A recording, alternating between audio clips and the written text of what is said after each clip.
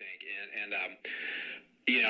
You'd be reading it and you'll think like, well, Bill was against, Christianity, but then you come to realize that, on his deathbed, he talked about that, he wanted to be saved by Jesus and all this. And there was actually at his funeral this really odd debate that took place with all of Bill's friends, because at his funeral, the Baptist minister who had talked to Bill right before he died got up and told everybody that Bill accepted Jesus as his only Savior. And a lot of people that knew Bill were kind of like, what? I have a hard time believing that. And everybody a lot of people got bent out of shape by that. And so we talk about that in the book. I mean, Bill, and I got that a lot in England. A lot of people in England were like, well, Bill was very against religion, huh? It's like, well, no, you're taking it the wrong way. Bill was probably the most spiritual, righteous person I ever knew.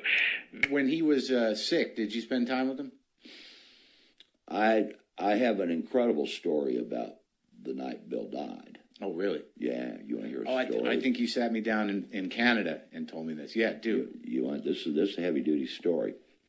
He calls me the night before he dies, and I'm in Lexington, Kentucky. He dies on a Saturday.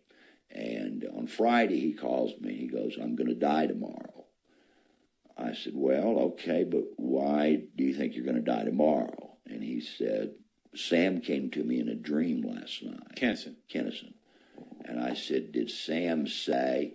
And then Mark, it was like Kennison possessed me. I can't do people. Yeah. Whenever I try to do people, I'd sound like me. Yeah. Trying to do somebody. But yeah. I don't sound anything in law like it, but I'm doing a perfect Kennison. I'm screaming at him, don't be afraid, Hicks, you're a pussy, Hicks, step through the veil, blah, blah, blah. I don't even remember all the words. But I go on this rant in Kennison's voice.